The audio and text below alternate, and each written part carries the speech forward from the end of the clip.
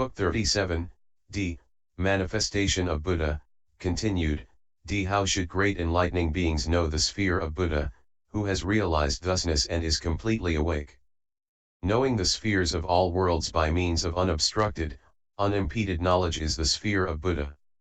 Knowing the spheres of all times, all lands, all things, and all beings, the undifferentiated sphere of true thusness, the unobstructed sphere of the reality realm, the boundless sphere of absolute truth, the unquantified sphere of space, and the objectless sphere, is the sphere of Buddha.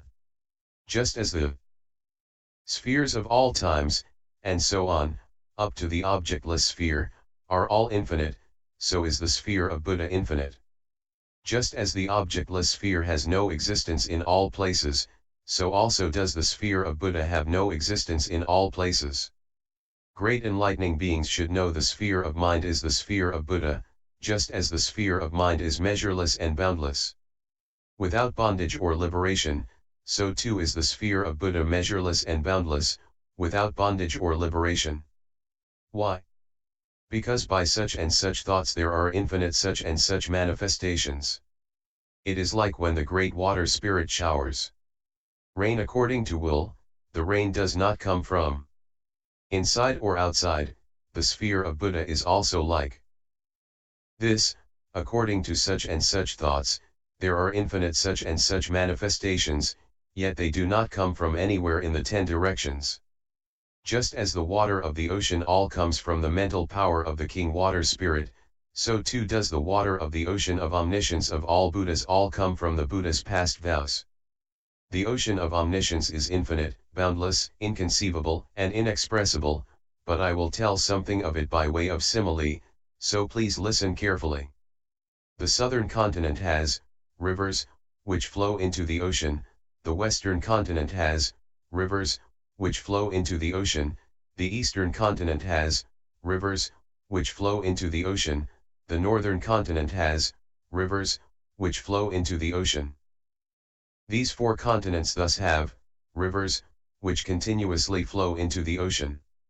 What do you think? Is that a lot of water? Yes, indeed. There is also a water spirit 10 light beams, which rains even more water than that into the ocean. The water spirit 100 light beams rains even more water than that into the ocean. The water spirit's magnificent arrays, thoughtful, thundering, joy, infinite light, continuous shower, great victory, great surge, and 8 billion more such water spirits each rain more and more into the ocean. The son of the water spirit ocean, named Rose Apple Banner, rains even more than that. The water in the abode of the water spirit 10 light beams flows into the ocean, even more than the aforementioned. The water in the palace of the water spirit 100 light beams flows into the ocean, even more. The water of the palaces of each of the water spirits, each with more and more water, flows into the ocean, and the water in the palace of the water spirit Rose Apple Banner, son of the water spirit ocean, which is yet more, also flows into the ocean. The water in the palace of the water spirit ocean, which is even more, surges forth into the ocean. The water it produces is violet, and it surges forth at regular times, so the tide of the ocean is regular. Thus the ocean's water is infinite, its treasures are infinite, its creatures are infinite, and the earth it rests on is infinite too. Do you think that the ocean is infinite or not?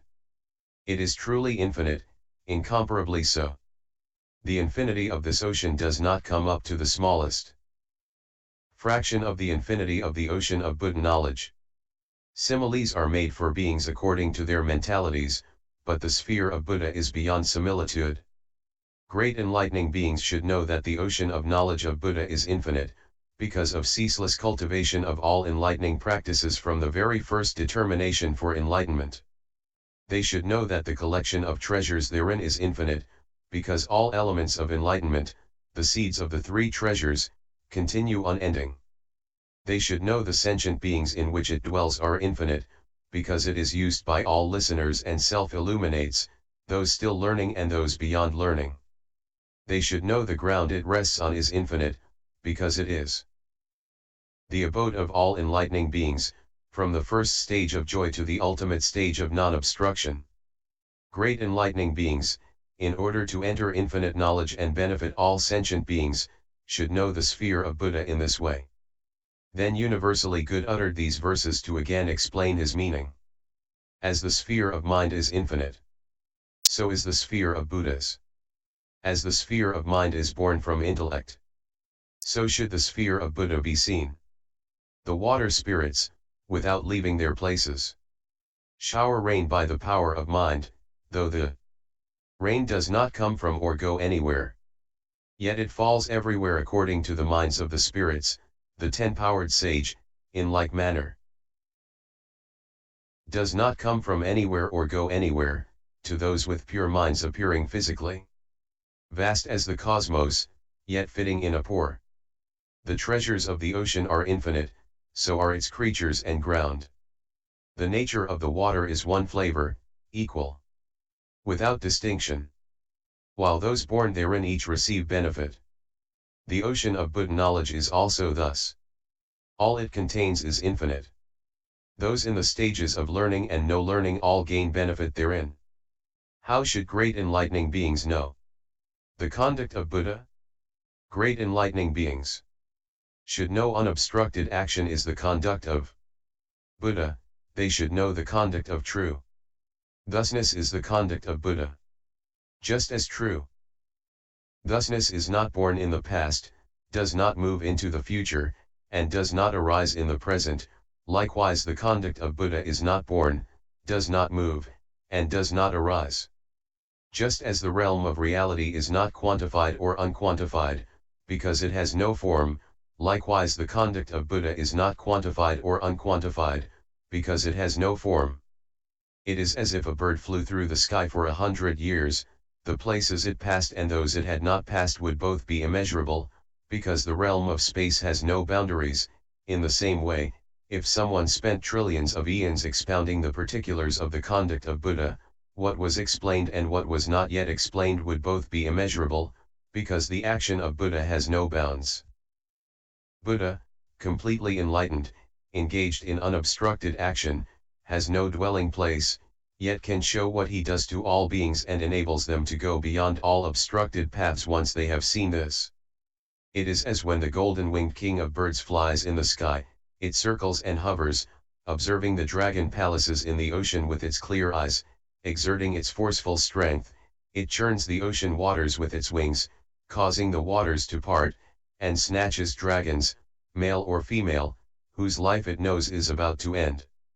The golden-winged bird king Buddha, in like manner, engaged in unimpeded action, observes all sentient beings in all abodes in the cosmos with the clear Buddha eye. If any have planted roots of goodness that have developed to maturity, the Buddha exerts the forceful 10 powers and with the 2 wings of tranquility and insight churns the waters of emotion of the ocean of birth and death, causing the water to part, then snatches those beings, places them in the Buddha teaching, and causes them to stop all deluded notions and false descriptions and abide in the non-discriminatory unobstructed action of the enlightened. Just as the sun and moon travel alone through the sky conferring benefit on sentient beings, with no notion of where they come from or where they are going, likewise the Buddhas, by nature fundamentally silent and extinct, without discrimination, appear to course all universes, performing Buddha work to benefit sentient beings. Without cease, yet not producing false notions of coming from somewhere or going somewhere. Great enlightening beings should see and know the actions conducted by Buddha in terms of infinite such means, infinite natures, and characteristics. Then universally good, to recapitulate, uttered these verses, just as true thusness is not born, does not perish, has no location, and cannot be seen, likewise the action of the great benefactor transcends in the triple world and cannot be measured. The reality realm is not the reality realm, yet not the reality realm, it is not quantified and not unquantified. The action of the great worthy is also thus, neither quantified nor unquantified, because there is no body. If a bird flies for billions of years, the sky behind and ahead are equal, no different. When Buddha's conduct is expounded for eons, the told and the untold cannot be measured. The golden bird in the sky watches the sea, parts the waters and snatches dragons, the ten-powered can pull out virtuous people, remove them from the sea of existence, and rid them of delusion.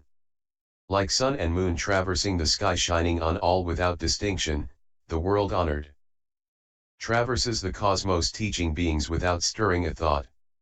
How should great enlightening beings know the attainment of enlightenment of Buddha? They should know that Buddha's attainment of enlightenment has no view of any phenomena, is impartial toward things, has no doubts, no duality, no signs, no activity, no cessation, no measure, no boundaries, avoiding extremes, abiding in the middle way. It is beyond all verbal explanation. Buddha knows the thoughts and mental patterns of all sentient beings, their faculties, dispositions, inclinations, afflictions, obsessions, and habits. In sum, Buddha instantly knows all things in all times. It is as the ocean can reflect the physical forms of all sentient beings on earth, and therefore is called the ocean. The enlightenment of the Buddhas is also like this, reflecting the thoughts, faculties, dispositions, and inclinations of all sentient beings, yet without reflecting anything. Therefore it is called the enlightenment of the Buddhas. The enlightenment of Buddhas cannot be expressed in writing, cannot be reached by any verbal expression, cannot be explained in any language, but it is expediently elucidated according to need. When Buddhas attain true awakening, they acquire a body equal in extent to all sentient beings, a body equal in extent to all phenomena, a body equal in extent to all lands, a body equal in extent to all times, a body equal in extent to all Buddhas, a body equal in extent to all languages, a body equal in extent to true thusness, a body equal in extent to the cosmos, a body equal in extent to space, a body equal in extent to the realm where there is no obstruction, a body equal in extent to all vows, a body equal in extent to all practices, and a body equal in extent to the ultimately calm realm of nirvana. As are the bodies they acquire, so is their speech and mind. They attain measureless, countless such pure spheres of body, speech, and mind. Upon attaining true awakening, Buddhas see within their body all sentient beings attaining true awakening, and see all sentient beings enter nirvana, all of the same nature, which is no nature.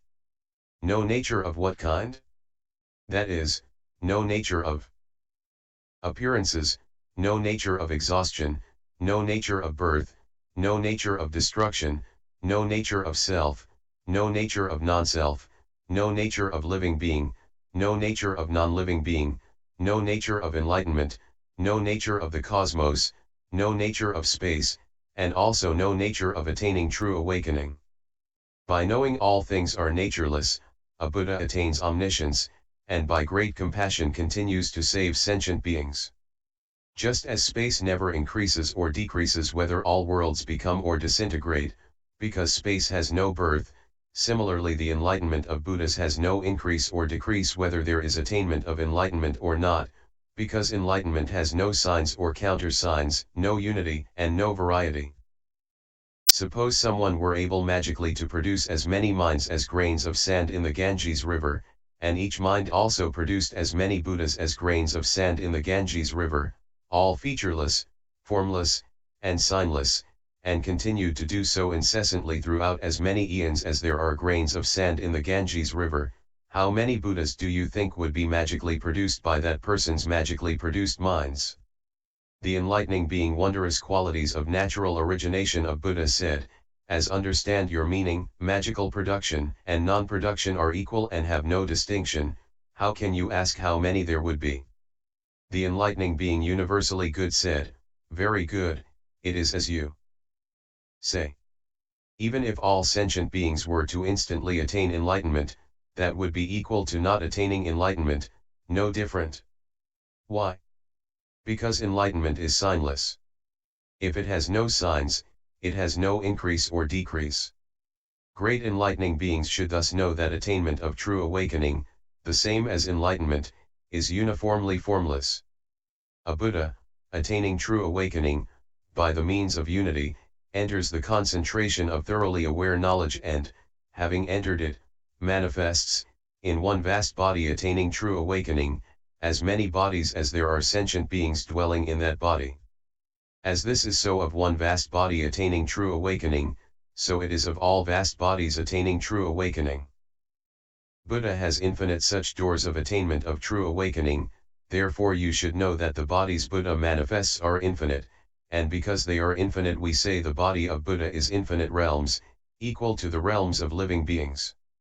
Great enlightening beings should know that in one pore of Buddha's body are Buddha bodies as numerous as all sentient beings. Why? Because the body of the Buddha's attainment of true awakening ultimately has no birth or destruction. And as this is so of one pore, so is it of every point in the entire cosmos. Know that there is not a bit of space where there is no Buddha body. Why? Because Buddha's attainment of true awakening reaches everywhere. According to capability and power, on the lion seat under the enlightenment tree at the site of enlightenment, with various bodies, Buddha attains true awakening. Great enlightening beings should know that in each moment of thought of their own minds there are always Buddhas attaining true awakening. Why? Because the Buddhas do not attain true awakening apart from this mind. As this is true of one's own mind, so is it also true of the minds of all sentient beings. In all are Buddhas attaining true awakening, all pervasive, existing everywhere, without separation or annihilation, without cease, entering the inconceivable doors or means of enlightenment. Great enlightening beings should know Buddha's attainment of enlightenment this way. Then, to recapitulate, the enlightening being universally good spoke these verses, the truly awake know all things are non-dual, beyond duality, all equal. Inherently pure as space, not distinguishing self and non-self. As the ocean reflects beings' bodies and is therefore called the ocean, enlightenment reflects all mental patterns and hence is called true awareness. Just as worlds have formation and decay while space does not increase or diminish. While all Buddhas appear in the world, the one form of enlightenment is ever formless. When someone emanates minds emanating Buddhas, emanation and non-emanation are no different in essence, though all sentient beings attain enlightenment, there is no increase or decrease, enlightenment or no. Buddha has a concentration called well-aware, entering this concentration under the enlightenment tree, Buddha emits light beams as many as beings, awakening all kinds, like lotuses blooming. As many thoughts, faculties, and desires as are in beings in lands of all times, that many bodies appear, hence true awareness is called infinite. How should great enlightening beings know Buddha's turning of the will of teaching? They should know it thus: Buddha, by the free power of mind, turns the will of teaching without arising or turning, because of knowing that all things forever have no arising. Buddha turns the will of teaching by three kinds of turning: the cycles of the path of insight, the path of practice, and the path beyond learning, and stops what should be stopped, because of knowing that all things are apart from extremes of annihilation and eternity. Buddha turns the will of teaching apart from the realm of desire and the realm of negation, because of penetrating the space-like limit of all things. Buddha turns the will of teaching without verbal explanation, because of knowing that all things are inexpressible. Buddha turns the will of teaching ultimately quiescently, because of knowing that all things are of the essence of nirvana. Buddha turns the will of teaching with all means of literature and language, because the voice of Buddha reaches everywhere. Buddha turns the will of teaching knowing that the voice is like an echo, because of comprehending the true nature of all things. Buddha turns the will of teaching producing all messages in one message, because there is ultimately no center. Buddha turns the will of teaching without omission or exhaustion, because of absence of clinging inside or outside. Just as all writing and speech cannot be exhaustively told of, the same is true of Buddha's turning the will of teaching. All letters are arranged to express it, without cease, without ever exhausting it. The will of teaching of Buddha enters into all speech and writing, yet has no dwelling place. Just as writing enters into all business, all words, all calculations, all mundane and transmundane subjects, yet dwells nowhere, so also does the voice of Buddha enter into all points, all beings, all phenomena and principles, all works, and all consequences, yet does not dwell anywhere. All the various languages of all sentient beings are not apart from the will of teaching of Buddha, because the real aspect of speech and sound is identical to the will of teaching. Great enlightening beings should know the turning of the will of teaching of Buddha thus. Also, if great enlightening beings want to know the will of teaching that Buddha turns, they should know where Buddha's will of teaching comes from. What is the provenance of the Buddha's will of teaching? Buddha makes so many utterances, turning the will of teaching according to the innumerable differences in mental patterns and inclinations of all sentient beings. Buddhas, truly awake, have a concentration called ultimately unimpeded and fearless. Having entered this concentration, with each mouth of each body of attainment of true enlightenment they produce as many utterances as there are sentient beings, each utterance containing all sounds, each different, turning the will of teaching, to make all sentient beings happy. Those who know the turning of the will of teaching thus are considered to be following all Buddha teachings. Those who do not know this are not following them. Great enlightening beings should know Buddha's turning the will of teaching thus, because it universally enters the infinite realms of living beings. Then, to recapitulate, universally. Good said in verse. Buddha's will of teaching has no turning. It has no arising and no attainment at any time. Just as writing is never exhausted, so is the teaching will of the ten-powered.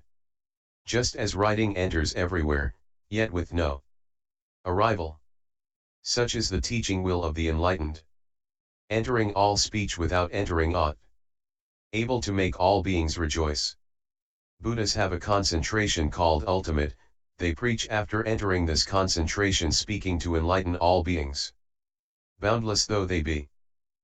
In each utterance they also utter countless sayings, each different, free in the world, without discrimination, causing all to hear according to inclination. Words do not come from inside or outside, are neither lost nor accumulate. Yet for sentient beings Buddhas turn the teaching wheel.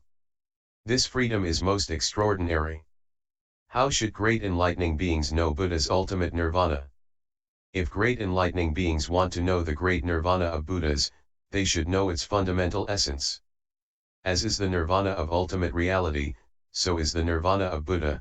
As is the nirvana of space, so is the nirvana of Buddha. As is the nirvana of the nature of things, so is the nirvana of Buddha. As is the nirvana of detachment from desire, so is the nirvana of Buddha. As is the nirvana of formlessness, so is the nirvana of Buddha. As is the nirvana of selfhood, so is the nirvana of Buddha.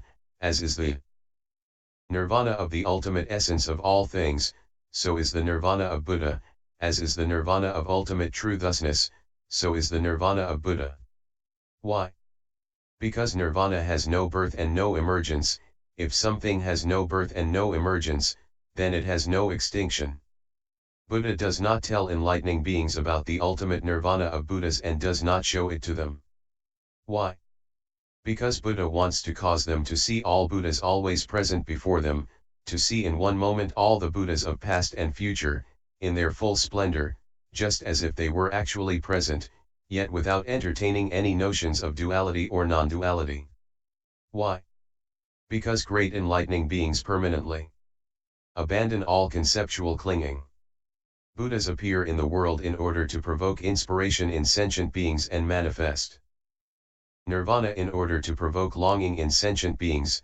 In reality the Buddhas have no appearance in the world and no nirvana either. Why? Buddha always abides in the pure realm of reality, manifesting nirvana according to the minds of sentient beings. For example, when the sun comes out and illumines the world, its image is reflected in all clean vessels of water, being in all places without coming or going. If one vessel breaks, then the reflection of the sun does not appear in it. Do you think it is the fault of the sun that its reflection does not appear there? No, it is just because the vessel is broken. It's no fault of the sun. The knowledge of realization of thusness, Buddha knowledge, is also like this, appearing throughout the cosmos, without before or after. Buddha appears in the clean mind vessels of all sentient beings.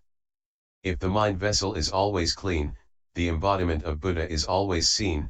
If the mind is polluted, the vessel breaks and the Buddha cannot be seen.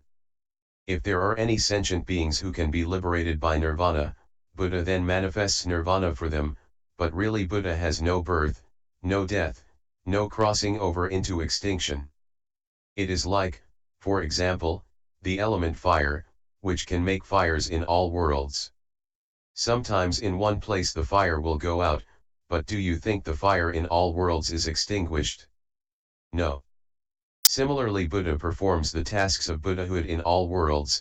If what can be done in one world is finished, a Buddha manifests entry into nirvana, but the Buddhas in all worlds do not all pass away into extinction. Great enlightening beings should know the great nirvana of the truly enlightened thus. Again, suppose, for example, a magician well versed in magical arts, by the power of the techniques of illusion, manifests phantom bodies in all cities, towns, and villages in all lands in a billion-world universe, and sustains them there by magical power for an eon, while in other places, the magic performance being finished, the bodies disappear. Do you think that when that great magician disappears in one place, he disappears in all places? No. In a similar way, Buddha, the truly enlightened, knowing the various magical arts of infinite wisdom and means, manifests in all universes, sustaining that permanently, throughout the future. If in one place, according to the minds of beings, what is to be done is finished, Buddha manifests nirvana, but can you say because Buddha has appeared to enter nirvana in one place that Buddha becomes extinct everywhere? Great enlightening beings should know the great ultimate nirvana of Buddha in this way. Furthermore, Buddha, when manifesting nirvana, enters immovable concentration, and having entered this concentration, emanates from each body infinite trillions of great light beams, each light beam producing countless lotus blossoms, each lotus blossom having untold petals of exquisite jewels, with a lion throne on each petal and a Buddha sitting cross-legged on each throne. The number of those Buddhas is exactly equal to the number of sentient beings. All are fully adorned with the most sublime virtues, produced by the power of past vows.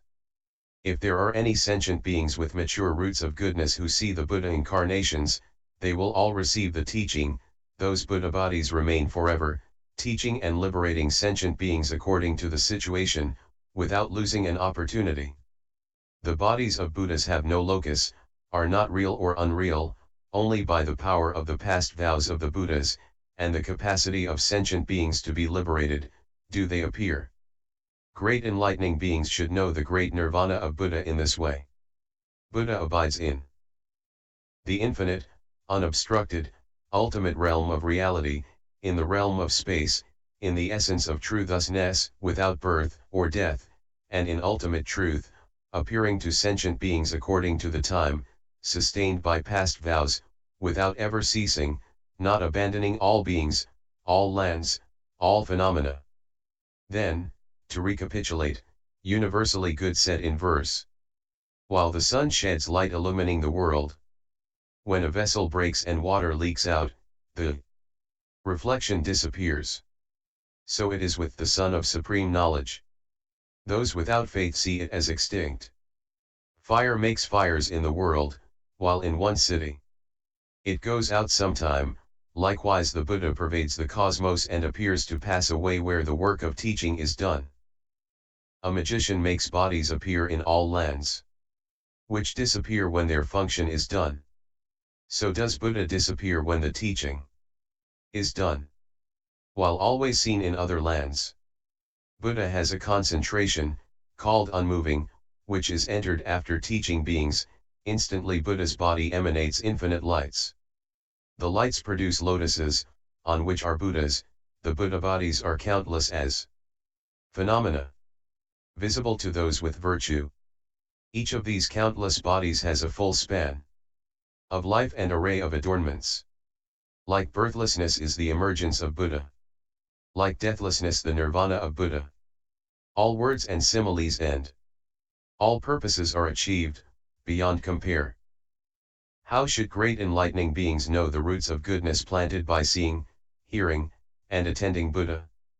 They should know these roots of goodness are not fruitless, because they produce endless awareness, because they remove all obstacles, because they certainly reach the ultimate end, because they are free from falsehood, because all vows are fulfilled, because they do not end creative action while according with knowledge of the uncreate, because they generate the knowledge of Buddhas, because they go on throughout the future, because they accomplish all kinds of excellent practices, and because they reach the stage of effortless knowledge. For example, if a man eats a little bit of diamond, it will never be digested, but must pass through the body. Why? Because diamond is incompatible with the impurities of the physical body. In the same way, planting a little bit of roots of goodness with Buddha must pass through the body of afflictions of all conditioning and reach the abode of unconditioned ultimate knowledge. Why? Because this little bit of root of goodness is incompatible with the afflictions of conditioning. Even if one piled up dry straw as high as a mountain, if one tossed an ember of fire the size of a seed into it, it would all burn up for sure. Why? Because fire burns straw. Like this, planting a little bit of roots of goodness with Buddha surely can burn up all afflictions and ultimately enable one to attain nirvana without remainder, because the essence of this little bit of root of goodness is ultimate. For example, in the snowy mountains there is a tree of the finest medicine called good sight. If any see it, their eyes are purified; if any hear of it, their ears are purified; if any smell it, their noses are purified; if any taste it, their tongues are purified; if any touch it, their bodies are purified; if any take the earth it grows in, that can also perform the beneficial function of removing disease. The supreme medicine of Buddha similarly can perform all benefits for sentient beings. If any see the physical body of Buddha, their eyes are purified; if any hear the name of Buddha, their ears are purified; if any smell the fragrance of the morality of Buddha, their noses are purified; if any taste the flavor of the teaching of Buddha, their tongues are purified. They gain the universal tongue and understand the principles to language. If any come in contact with the light to Buddha, their bodies are purified and they ultimately attain the supreme body of reality. If any think of Buddha, they attain purity to Buddha remembrance concentration. If any sentient beings honor the ground Buddha has crossed, or a tomb or shrine, they too will be endowed with roots of goodness, annihilate all afflictions, and attain the felicity of sages. I tell you, even if there are sentient beings who see and hear Buddha, but because to being veiled by obstructions due to their deeds do not become believers, if they still plant roots of goodness, none will be in vain, they will reach the ultimate end and enter nirvana. Great enlightening beings should thus know that the roots to goodness planted by seeing, hearing, and attending Buddha are free from all evil and imbued with good. Buddha uses all kinds of similes to explain all kinds of things, but there is no simile that can explain this principle. Why? Because the road to intellectual knowledge ends, because it is inconceivable. The Buddhas and enlightening beings just tell sentient beings similes according to their mentalities in order to gladden them, but this is not the ultimate. This gate to the teaching is called the secret point of the Buddhas. It is called that which cannot be known by any worldlings. It is called entry into the seal of Buddha. It is called opening the door of great knowledge. It is called revealing the essence to Buddha. It is called perfecting all enlightening beings. It is called that which all worldlings cannot destroy. It is called wholly conforming to the realm of Buddhas. It is called able to purify all realms of sentient beings. It is called expounding the ultimate inconceivable teaching of the real nature to Buddha. Buddha does not expound this teaching to anyone but enlightening beings intent on the great vehicle, only expounding it to enlightening beings riding the inconceivable vehicle of enlightenment. This gate to teaching does not come into the hands of anyone but great enlightening beings. It is like, for example, the 7 treasures to a universal ruler, by which universal rulership is shown. These treasures do not come into the hands of anyone but the crown prince born to the first wife who has developed the characteristics of a sage ruler. If the universal ruler does not have a son with many virtues, after the ruler's life ends the treasures will disperse and perish in 7 days. The treasure of this scripture is also like this.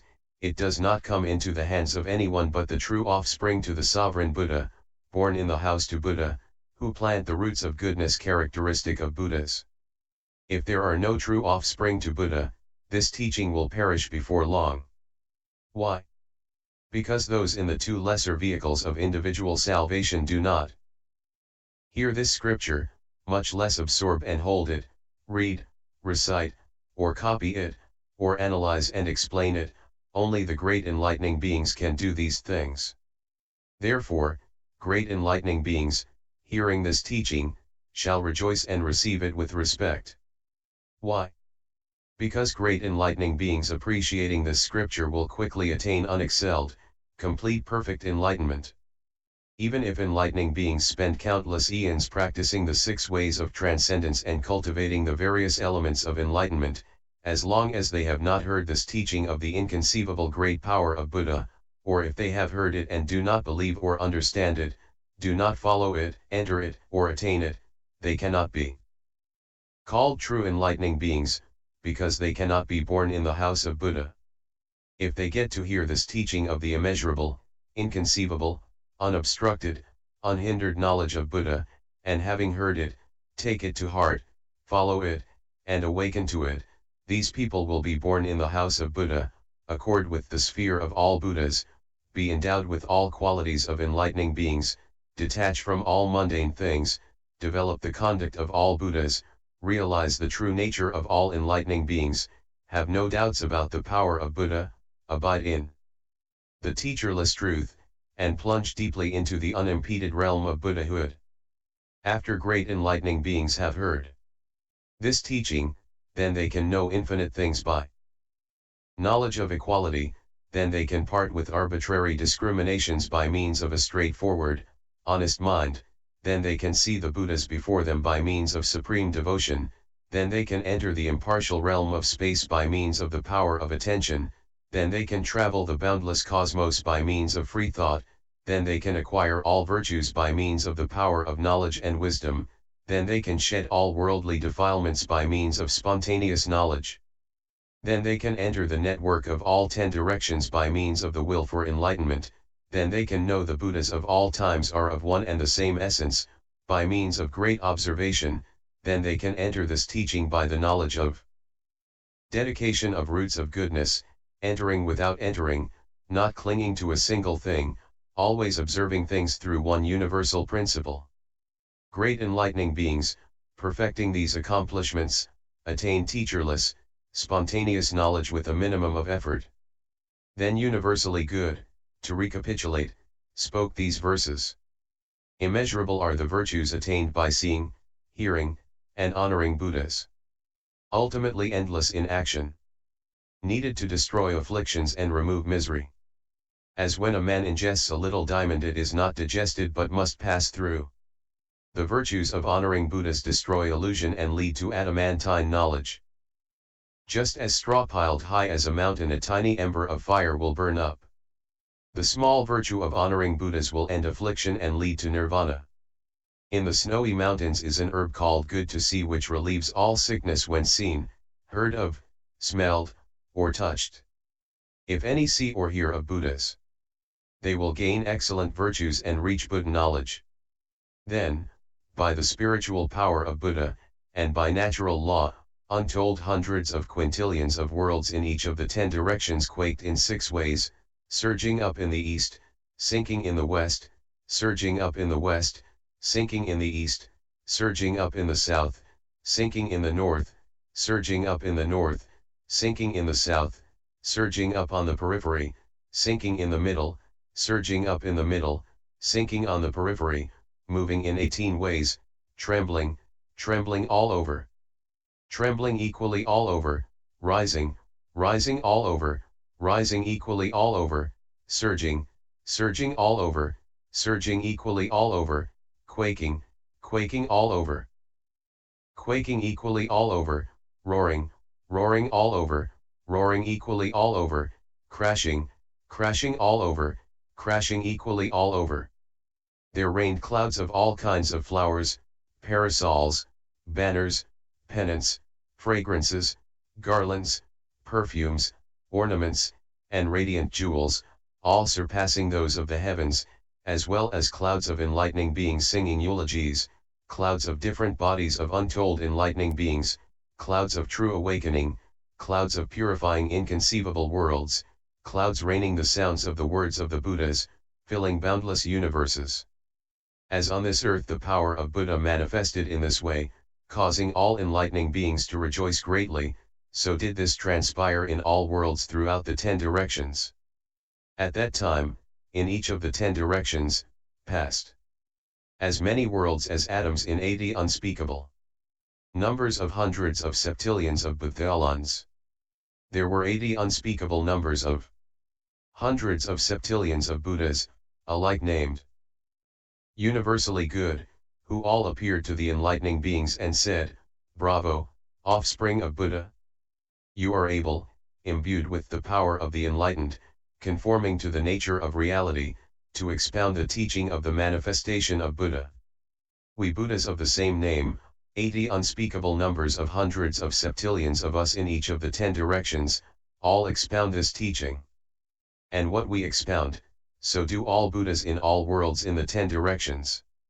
In this assembly as many great enlightening beings as atoms in 100,000 Buddha lands have attained the concentration of spiritual powers of all enlightening beings, we give them the prediction that they will attain unexcelled, complete perfect enlightenment. In one lifetime. As many sentient beings as atoms in a Buddha land have roused the determination for unexcelled, complete perfect enlightenment, we also give them a prediction, that in the future, after as many eons as atoms in unspeakable Buddha lands, they will all become Buddhas, all with the same name.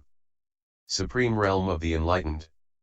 In order to enable the enlightening beings of the future to hear this teaching, we all preserve it together. As the sentient beings are liberated in this world, so are the sentient beings liberated in all worlds in the cosmos. Then, owing to the spiritual power of the Buddhas of the 10 directions, owing to the power of the original vows of Vairocana, because the natural order is so, because of the power of roots of goodness. Because the Buddhas activate knowledge in an instant, because Buddhas respond to conditions without missing the time, because they awaken enlightening beings at appropriate times, because their past deeds have no loss or decay, because they foster the attainment of the great practice of universal good, and because they manifest the mastery of omniscience, in each of the 10 directions, past as many worlds as atoms in 10 unspeakable numbers of tens of quadrillions of Buddha lands, there were as many enlightening beings as atoms in 10 unspeakable numbers of tens of quadrillions of Buddha lands who came here, filling all universes in the 10 directions, showing the vast magnificent adornments of enlightening beings, emitting networks of great beams of light, shaking all worlds in the 10 directions, demolishing the palaces of all demons, extinguishing the pains of the states of ill, revealing the power of all enlightened ones, singing praises of the infinite different virtuous qualities of the enlightened, showering all kinds of rains, manifesting infinite different bodies, receiving the teachings of infinite Buddhas. By the spiritual power of Buddha, they each said, "Bravo, offspring of Buddha, you are able to explain this indestructible teaching of Buddhas. We are all named universally good, and we each have come here from the presence of a Buddha called freedom marked by universality, from worlds called universal light. In those worlds we also expound this teaching, with the same expressions, the same principles, the same explanations, the same certitude, without increase or decrease. We have all come here, by the spiritual power of Buddha, and by having attained the Buddha's teaching, to be witnesses for you. And as we come here, the same is true of all worlds in the whole cosmos, throughout space, in all 10 directions.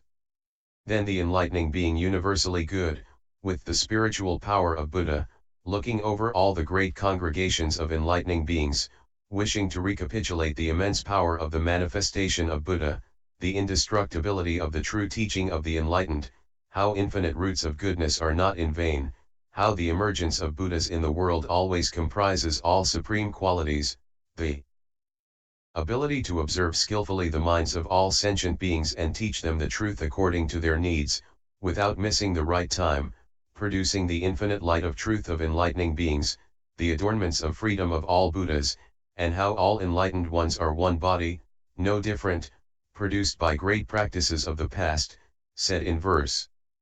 The actions of all Buddhas are beyond mundane similitudes. In order to enlighten sentient beings, they make similes of non-similes for illustration. This subtle, mysterious, profound teaching is hard to get to hear in a billion ages. Those with vigor, wisdom, and self-control can get to hear this mystery. Any who hear this teaching and rejoice have served countless Buddhas. Being absorbed into the power of Buddha, gods and humans honor and praise them. This is the foremost wealth transcending the world. This can liberate all living beings. This can produce the pure path, you should keep it attentively. End chapter 37.